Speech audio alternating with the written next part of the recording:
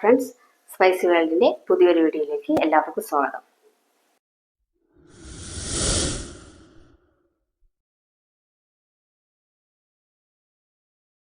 ഇന്ന് ഞാനിവിടെ പരിപ്പ് പായസത്തിൻ്റെ ഒരു റെസിപ്പിയാണ് ചെയ്യാൻ പോകുന്നത്. അതിനായിട്ട് എന്തൊക്കെ ഇൻഗ്രീഡിയൻസ് ആണ് വേണ്ടതെന്ന് നമുക്കൊന്ന് കണ്ടു നോക്കാം. ഇതിനായിട്ട് ഞാനിവിടെ 1 കപ്പ് പയറ് പരിപ്പ് എടുത്ത് വെച്ചിട്ടുണ്ട്. പിന്നെ കുറച്ച് ശർക്കര എടുത്ത് വെച്ചിട്ടുണ്ട്. തേങ്ങയുടെ 1-ാം പാലും 2-ാം പാലും എടുത്ത് വെച്ചിട്ടുണ്ട്. കാഷ്യൂനട്ട്, റേസിൻസ്, കുറച്ച് ഏലക്ക എടുത്ത് വെച്ചിട്ടുണ്ട്. ആവശ്യത്തിന് നെയ്യ്. ഇത്രയാണ് ഇതിനായിട്ട് വേണ്ട ഇൻഗ്രീഡിയൻസ്. ഇനി നമുക്ക് ഇത് എങ്ങനെയാണ് ചെയ്യുന്നതെന്ന് ഒന്ന് കണ്ടു നോക്കാം. നമുക്കാദ്യം ഈ പരിപ്പൊന്ന് വറുത്തെടുക്കണം. അതിനായിട്ട് ഒരു പാൻ അടുപ്പിൽ വെച്ച് അടുപ്പൊന്ന് കത്തിക്കും.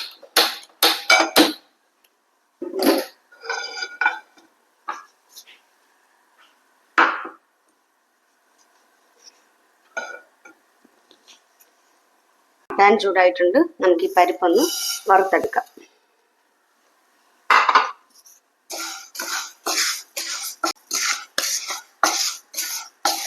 പരിപ്പ് ഇപ്പം വറുത്തെടുത്തിട്ടുണ്ട്. ഇനി നമുക്ക് ഇതൊന്ന് കഴുകിയെടുക്കണം. പരിപ്പ് നമ്മൾ നന്നായിട്ട് തന്നെ കഴുകിയെടുത്തിട്ടുണ്ട്. ഇനി നമുക്കൊരു കുക്കറിലിട്ടിട്ട് ഇതൊന്ന് വേവിച്ചെടുക്കാം. അതിനായിട്ട് ആവശ്യമുള്ള വെള്ളവും കൂടെ ചേർത്ത് കൊടുക്കാം.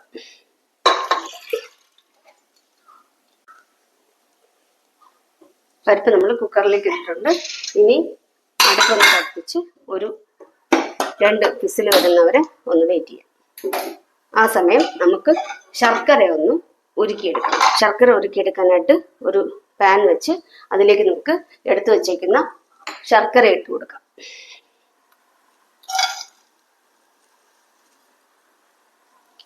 ഒരു 1/2 ഗ്ലാസ് വെള്ളവും കൂടെ ഒഴിച്ച് നമുക്ക് ശർക്കര നന്നായിട്ടൊന്ന് ഉരുക്കിയെടുക്കാം.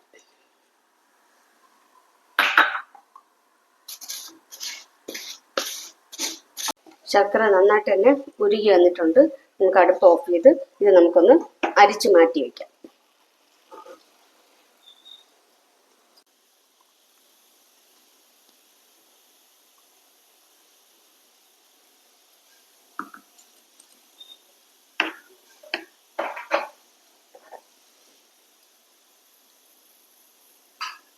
ഇത് നെയ്യിലേക്ക് ആദ്യം റേസിൻസ് ഒന്നിട്ട് കൊടുക്കാം.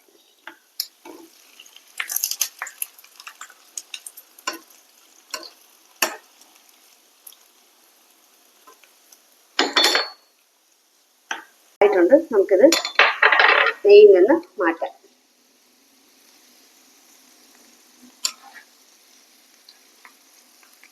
ഇനി ഇതിലേക്ക് നമുക്ക് എടുത്ത് വച്ചിരിക്കുന്ന കാഷ്യൂ ഇട്ട് കൊടുക്കാം.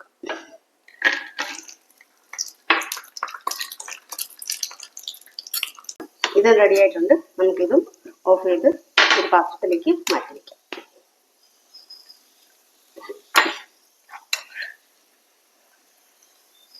പരിപ്പ് ഇവിടെ നന്നായിട്ട് തന്നെ വെന്ത് വന്നിട്ടുണ്ട്. ഇനി നമുക്ക് ഇത് മറ്റൊരു പാനിലേക്ക് മാറ്റി ഒന്ന് നന്നായിട്ട് മൂപ്പിച്ചെടുക്കാം. അതിനായിട്ട് ഒരു പാൻ അടുപ്പിൽ വെച്ച് അടുപ്പൊന്ന് കത്തിക്കാം. പാൻ ചൂടായ ശേഷം അതിലേക്ക് കുറച്ച് നെയ്യ് ഒഴിച്ചു കൊടുക്കാം. പാൻ ചൂടായിട്ടുണ്ട്. നമുക്കിതിലേക്ക് കുറച്ച് നെയ്യ് ഒഴിക്കാം.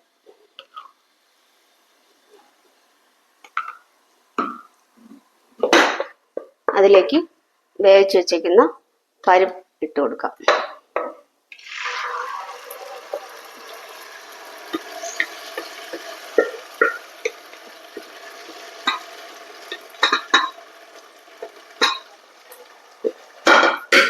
ഇതൊന്ന് നന്നായിട്ട് തന്നെ നെയ്യിലൊന്ന് മൂപ്പിച്ചെടുക്കാം. പരിപ്പ് ഇപ്പം റെഡിയായി വന്നിട്ടുണ്ട്.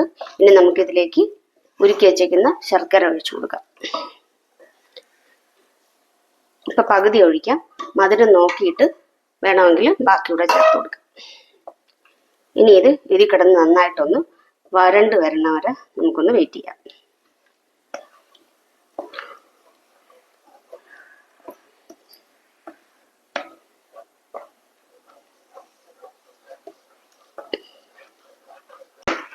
ഇതിപ്പോൾ ശർക്കരയെ കിടന്ന് നന്നായിട്ട് തന്നെ പരിപ്പ് വരണ്ട് വന്നിട്ടുണ്ട്.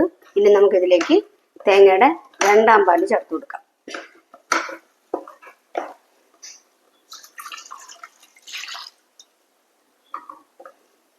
ഇതോട് ചേർത്ത് നന്നായിട്ടൊന്ന് ഇളക്കി കൊടുക്കാം.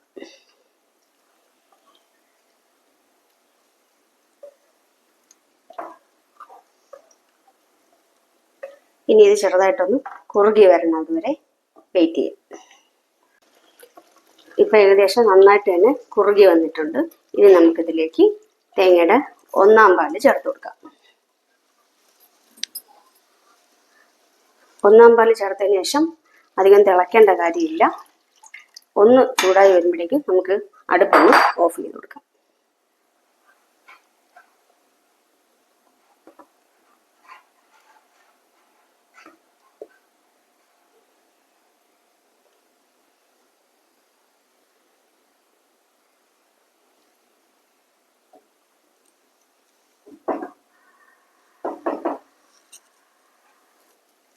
ഈ സമയത്ത് നമുക്കിതിലേക്ക് ഏലക്ക ഇട്ട് കൊടുക്കാം. അതും കൂടെ ചേർത്ത് നന്നായിട്ടൊന്ന് ഇളക്കി യോജിപ്പിക്കാം. പായസം ഇവിടെ റെഡിയായി വന്നിട്ടുണ്ട്. നമുക്ക് അടുപ്പ് ഓഫ് ചെയ്യാം. ഇതിലേക്ക് നമുക്ക് വറുത്ത് വച്ചേക്കുന്ന അണ്ടിപ്പരിപ്പും റൈസിൻസും ഇട്ട് കൊടുക്കാം.